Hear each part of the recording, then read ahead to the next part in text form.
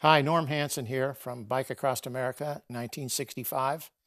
I'm here today to show the differences between the two bikes that are 60 years old and the technology that's developed so that I can still ride at 80 years old. So anyway, this is the book. It can be bought on Amazon if you want to, and this goes to the Pahrump Valley High School for their scholarship fund. Anyway, I'll start off on the bikes.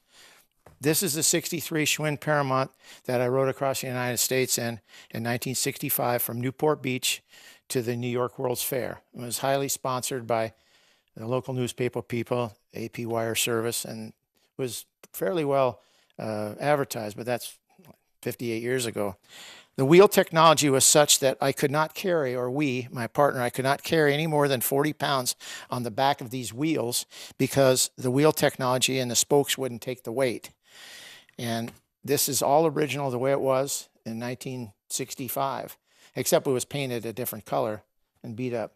Now, if you'll compare this particular bike, which is a 2023 e-bike, carbon fiber mountain bike, and the weight is 38 pounds versus 24, but you can still ride this as you would this as a regular bike going down the street, or you can put it in the electronic mode and you get assisted pedal.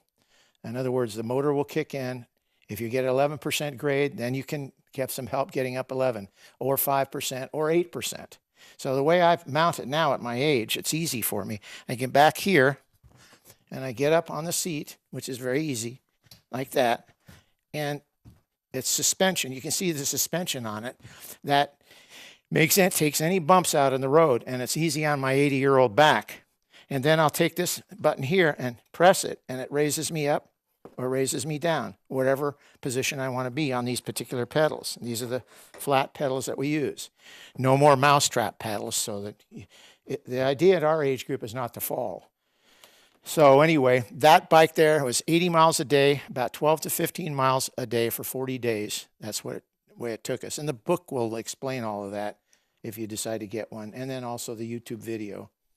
So anyway, this particular bike being carbon fiber, there's some GPS systems on this that this bike can be tracked in case somebody wants to steal it. You'll know where the bike is at all times because it's registered with the company.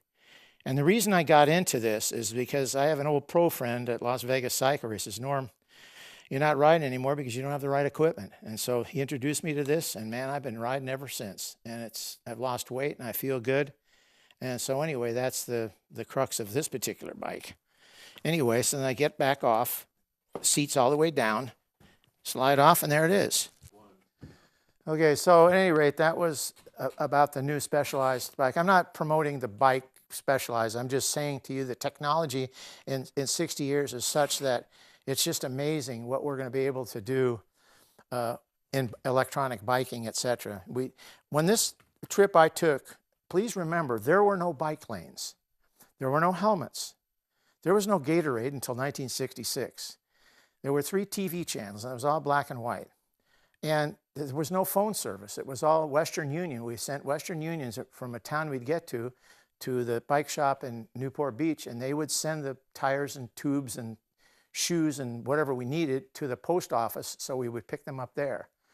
And so the route was a southern route, all the way through the desert, which, by the way, was extremely difficult. We had water problems because there wasn't enough water, but the people would come by in their cars. This started May 1st, 1965. People would come by and say, hey, we heard about you guys. What do you need? So we need water.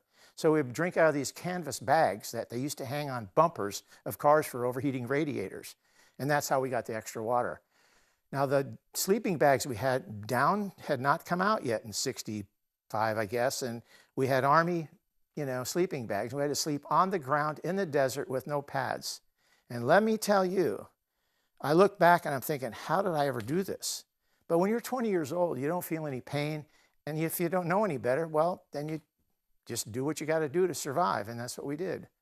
And so I'm hoping that people that watch this will say, hey, maybe I should consider about riding a bike again, or at least enjoying the new technology.